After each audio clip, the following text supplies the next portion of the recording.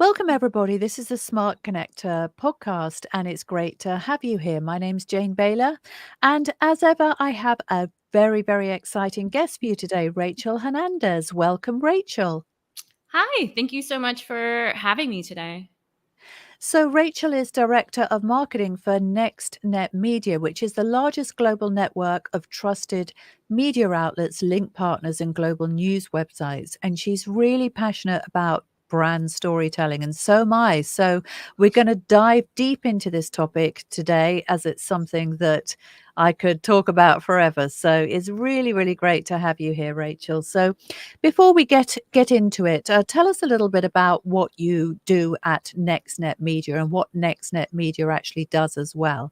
Sure. So, NextNet Media is a parent company to different marketing brands. The most well known ones are probably our SEO agencies. So, we own The Hoth, which is a SEO and digital marketing company. It's been around since 2010. Authority Builders is also one of our brands. So they're pretty well known in the industry. They were founded by Matt Diggity, who is sort of an SEO go to guru type guy. And then linkbuilder.io is also one of our brands, another SEO company, but they really specialize in large scale enterprise link building for some of the biggest brands and companies in the world. So yeah, I'm director of marketing, and I get to do a lot of fun stuff. Essentially, I'm in charge of all of the content that we create. So I do our organic social. I do a lot of on-site content like blogs and resources. I run our webinar program. I do a lot of paid media. So a lot of stuff, but a lot of really fun and creative stuff too. Yeah, which is fantastic. And we were just talking beforehand, weren't we, about the incredible opportunities that are out there today, really for creators and for people who they have a creative bent, obviously, like you and I, because with the advent of social media and being able to distribute content and actually have it valued and have it grow your business, really it's never been a better time, has it, to be a creator? No, it's so exciting. And it's just been really cool to get to see, like, we were saying before, when I was in university for writing, and at that time, this is the early 2000s, it was like maybe you'd be an author or you'd be a journalist, and now the possibilities are really endless, and it's just really cool. Yeah, of course it is. So let's get right into it. So if you were to give somebody a tip about their content and about using storytelling to boost their brand and get more resonance really with the people that they're trying to influence, what would be your top tip for them? Yeah, I mean, I think one of the reasons that stories resonate so profoundly with people is that a lot of the time we can see ourselves in them, or we can Mm, see aspects of our lives in them. And definitely.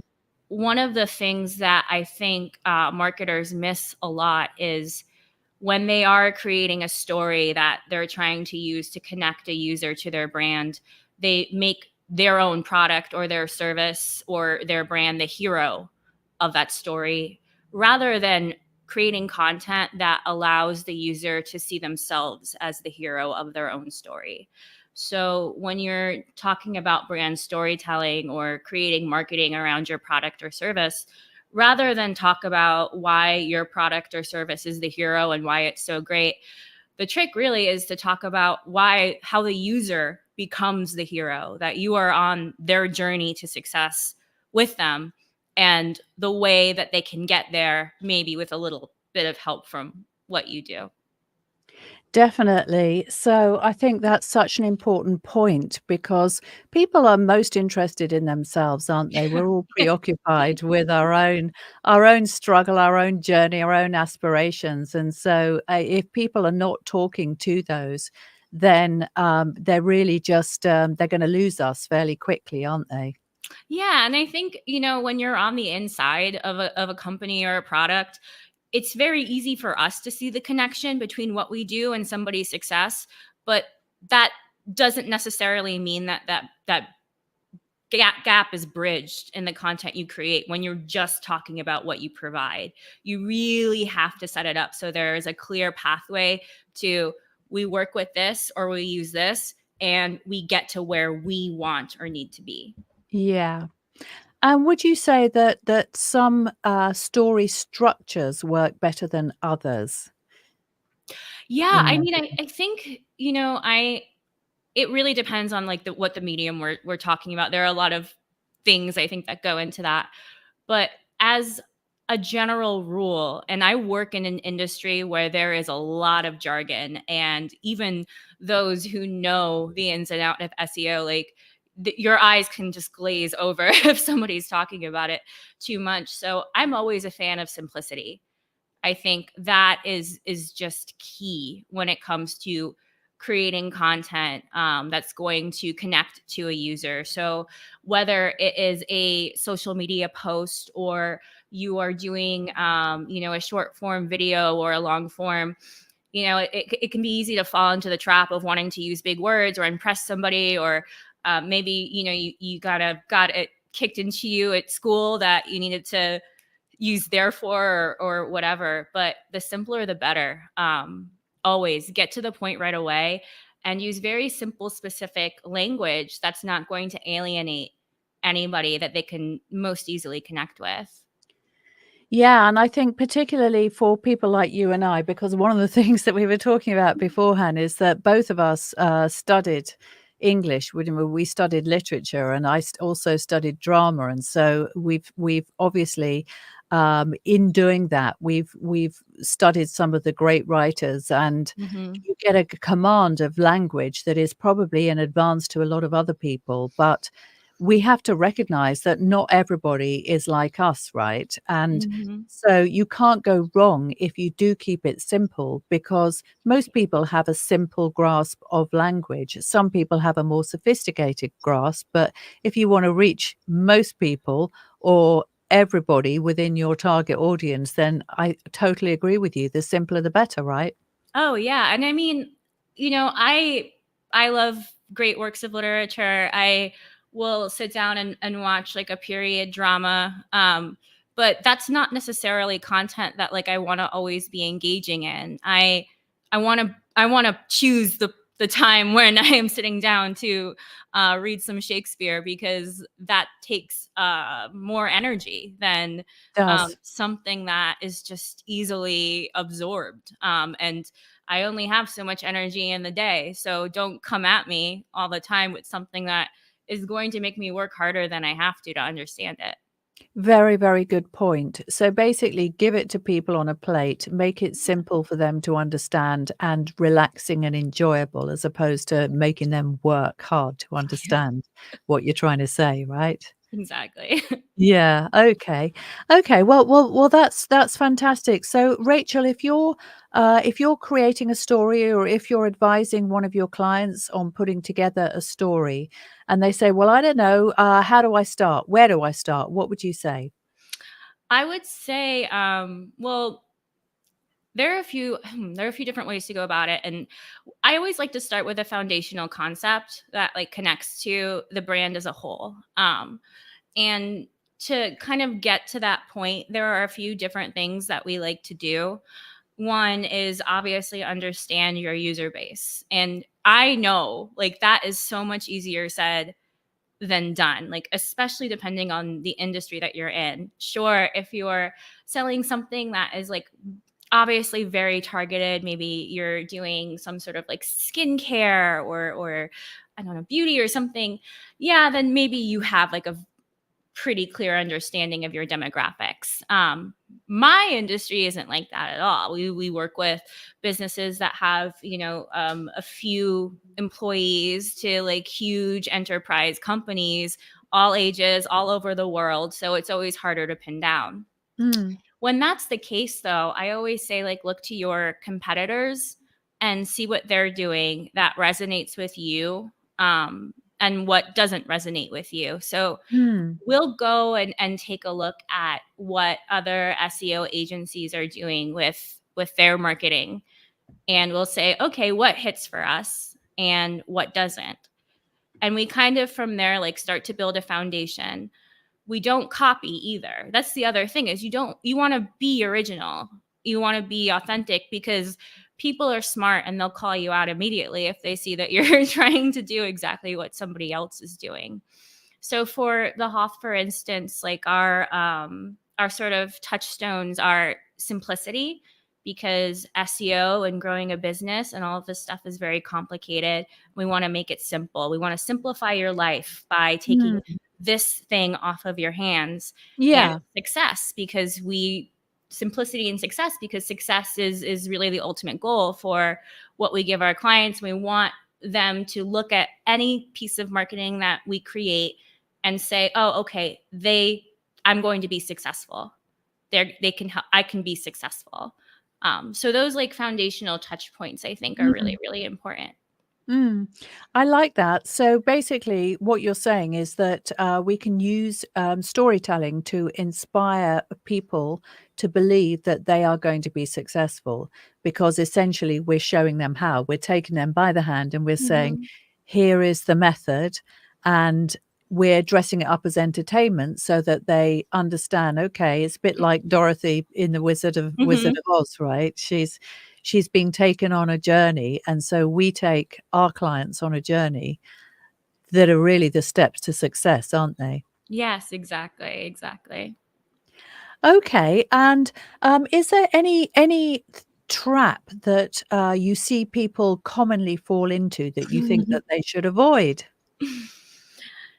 Yeah, I mean, oh my gosh, there are so many. When it Okay. comes I think one that I'd be remiss not to talk about, because it's just so prevalent, and it's going to be prevalent and um just change, like life changing for a while, is I see so much AI generated content that's very obviously AI generated content, whether I'm Yeah. scrolling through LinkedIn and every post is looking the same, or I am reading a blog post, or and I see that there's just like a very still uncanny valley element to it, that I think it's very easy for people to, and I'm not saying don't use AI. I use AI all the time, but that's not the finish line. This is the jumping off point.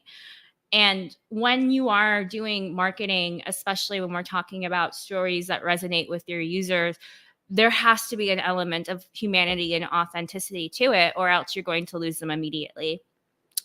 And that's something that I think we'll see kind of how it plays out. I think it's very tempting for businesses. And I can relate, if you don't have a lot of resources, you don't have a large team of writers, you don't have, and there's this free tool that says it can do it all for you. Why, of course, it's super, super tempting to just hop on and try and get it to do that work.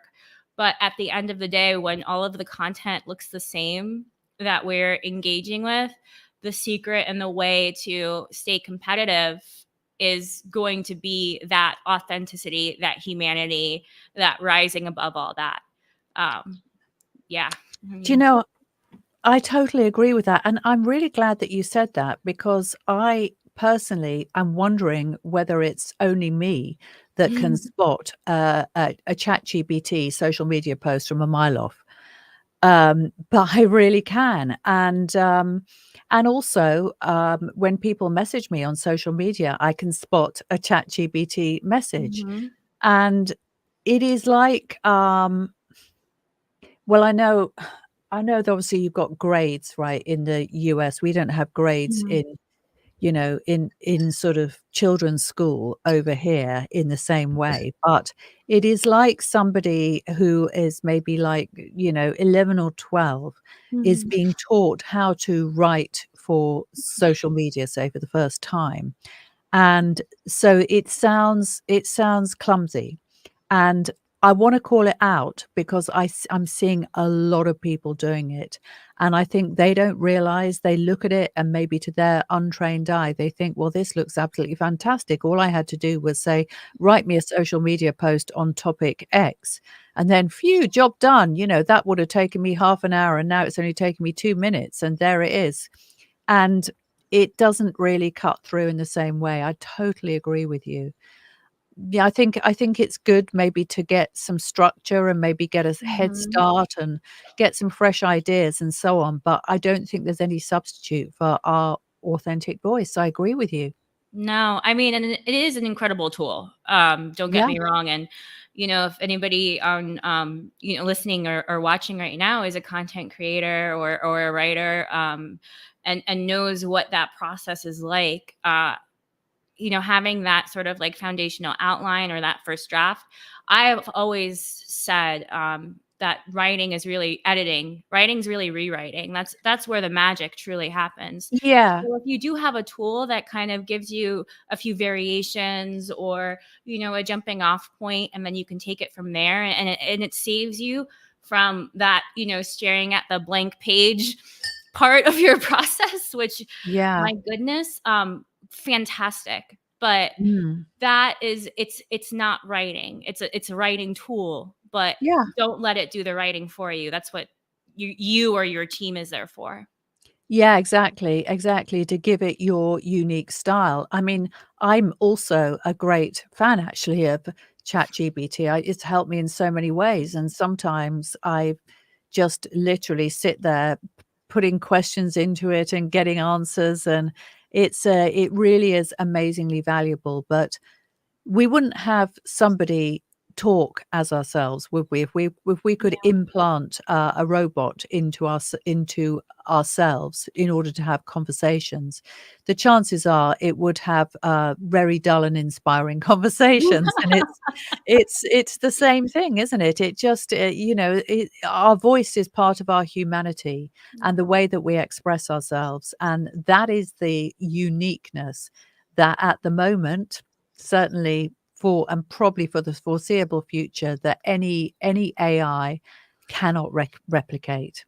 No, it can't. And it'll be interesting to see how everything plays out too. I think there's just so much going on with things with copyrights and, what does OpenAI have access to and what should and what it shouldn't and what can you use it for. There's already some question as to whether or not AI content is automatically like not your own because essentially it's content that's created from content that's been created and you might not necessarily be the owner. Like there's a lot Mm, to keep in mind there when we talk about using these tools that can have a very profound long-term impact on the things we create, mm. even just from like a logistical lawful perspective. um, yeah. Well, that's very interesting, and it's something that I haven't really thought about very much, but in terms of things like intellectual property Mhm. copyright and so on, I can foresee that there could be some quite big lawsuits coming up at some point. So, yeah, good point. Okay, so, in terms of the different types of stories, Rachel, could you give us an illustration maybe of 3 different types of stories that, creators or businesses might want to adopt in order to build that loyalty and that interest and get the attention of the people that they're trying to reach? Yeah, I love that. We talked about making your user, your client, the hero of your story. And I'm going to say that again because I just think it's so important. So, and that can show up in so many different ways. Like we have, even like social media campaigns where we say things like, we do this so you can do that. We do this small thing so that you can do this big thing. And even though that little campaign like resonates very well, and then that also can translate to things like if you have case studies or video testimonials, I think are a super, super powerful tool. I will say if that is something like because we'll get users to do video testimonials for us and integrate that into our marketing. Mail them a ring light if they don't have one. Like get them set up so that it doesn't look like a hostage video. Some of us know how to do this, and we do this a lot, but we can take it for granted that our clients may not. Or, so I think that's a big piece of it. I do think though, like highlighting your values and your culture is also super, super important. And resonates more than ever before. And I'm not saying that, you necessarily have to get very political or do anything like that. But things that like we will do at NextNet Media, for instance, is we have a charity that we donate to every month that one of our team members gets to pick based on recognition from the rest of the team. And that's been a very, very cool way to get engagement on social media and to highlight our values, which include giving back. And, we give team member a write up and they tell us why they chose a certain charity, and people respond really, really well to that. And I think the other thing would be your origin story. Everybody loves an origin story. Yeah. And I think that's something that people, I wouldn't, go ahead like and make that your whole marketing, but going on, shows like this one, for instance, is like a really great idea. Reflecting maybe on your anniversary of your company about how far you've come, and doing a piece of social media or a blog post that can resonate with people too. And they kind of can put themselves in that hero's shoes from hearing about your successes. Mm. I mean, I know that with my clients, so I run a program called Ideal Client Success. Mhm. So one of the things that I really do help my clients with a lot is their message to market. It's really so important.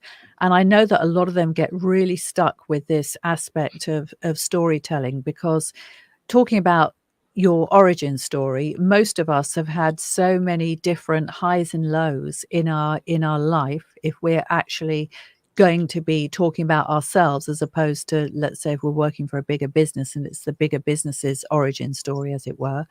But if we're talking about our personal brand, that is where I find a lot of my clients get stuck, because they're like, well, I don't really know what to include and what to discard, and Mhm. I don't know how far to go in terms of being vulnerable and Mhm. sharing my personal stuff, or whether I should hold that back and just talk about my triumphs, my highs. And I say, well, you can't really tell a story without having some highs and lows. So there has to be contrast. Otherwise, it's not interesting. It's just you bragging if you're Yeah. talking about all of the successes that you've had.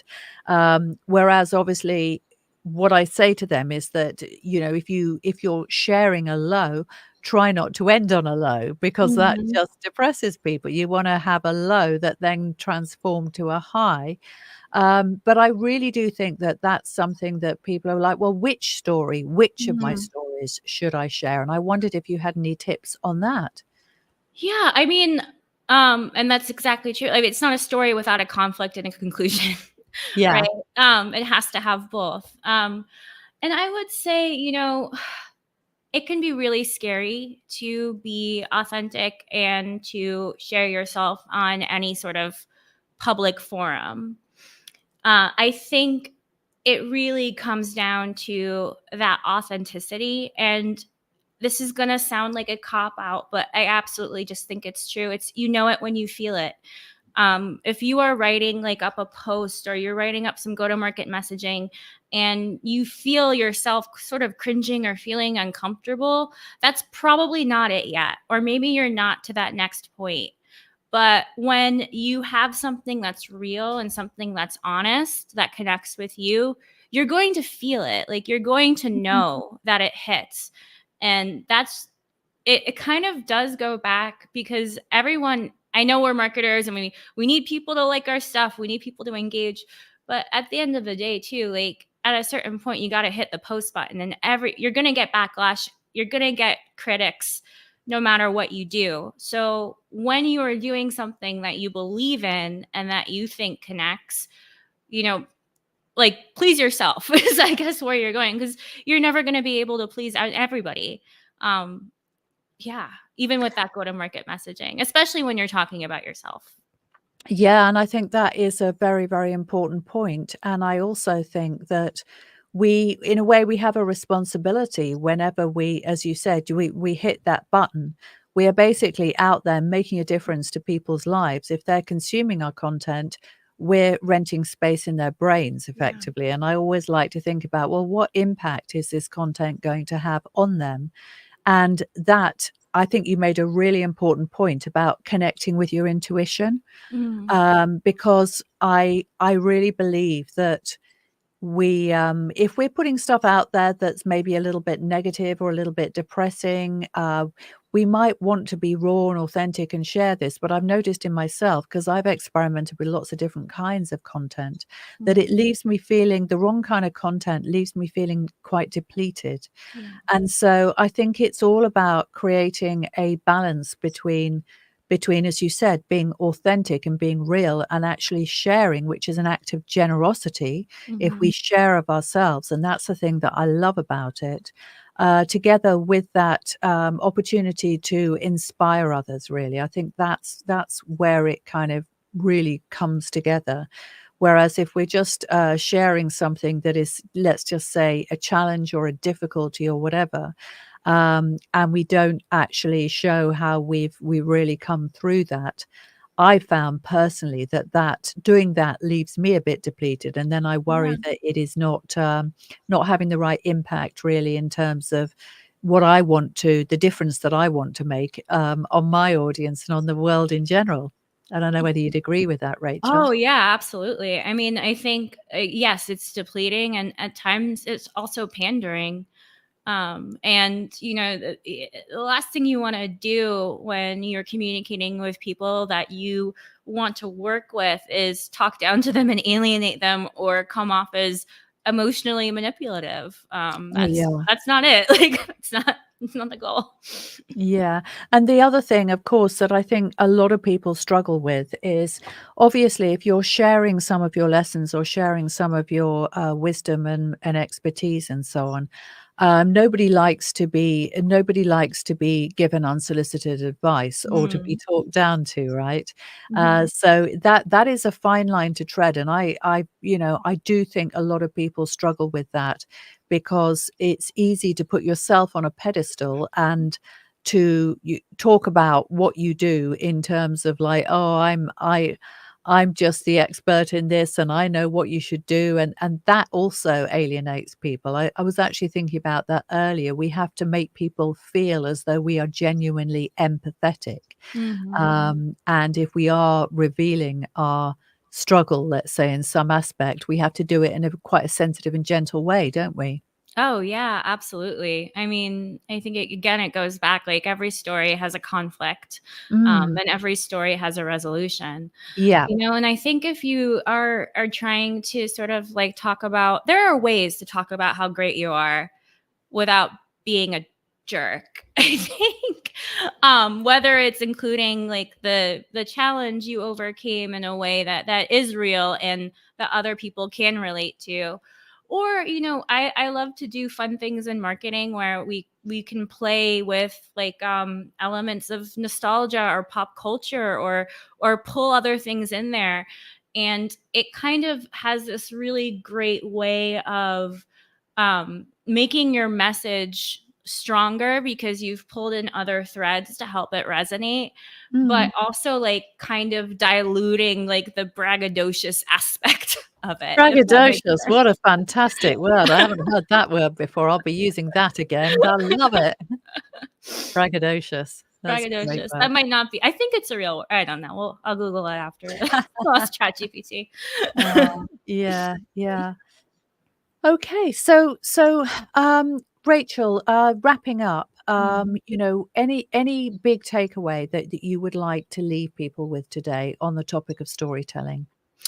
I mean, I think what we were just talking about is most important, and I really appreciate you bringing up your clients' experiences because, as creatives, it's hard to put yourself out there, and and I have a team where I get things approved by multiple people, and I'm still scared when something goes live. But at the end of the day, this is, I know people say the internet's forever, but not as much anymore. I would say, like, if you are too scared to get started or to start putting your name or your voice or your company out there, just start doing it. You'll figure it out. It's okay if you make a mistake. It's okay if a post doesn't get traction. And Yeah, I mean, I think just be brave, get going, and you'll kind of figure out that that's the most important piece of it, is just pushing that publish button. Yeah, I love that because really what's the worst that can happen is usually that you're not going to attract the trolls and haters, right? You're going to get No. ignored. That is generally the outcome. Good content, obviously, it attracts attention, but everybody has to start somewhere. And I always think that as long as you're putting stuff out there, whether it's actually getting the eyeballs on it or not, you're practicing, right? You're getting better every single day. But if you don't practice and if you don't put yourself out there and if you don't write posts or stories or blogs or do this kind of thing, you're never going to get any better. And you're just going to be stuck in that procrastinating perfectionist trap, right? Yeah. Yeah. Okay. Well, look, it's been such a pleasure to speak to you, Rachel, today. I've really enjoyed our conversation. Such a fascinating topic, and thank you so much. So if our viewers and listeners want to get in touch with you, what's the Mhm. best way for them to do that? Yeah, I mean, I would say I'm active on LinkedIn. So Rachel A. Hernandez, and I'm NextNet Media and the Hoff. And then I would also say the Hoff, if you guys want to take a look at some of the content that we create, follow the Hoff on social media. We're active on TikTok, Instagram, LinkedIn. We've got a lot of really great marketing content for marketers. We have a lot of fun with it. So I would suggest following us there too. That's amazing. Well, thank you so much, Rachel. It has been an absolute pleasure, and look forward to putting this episode out. And yeah, thank you. Yeah, thank you so much.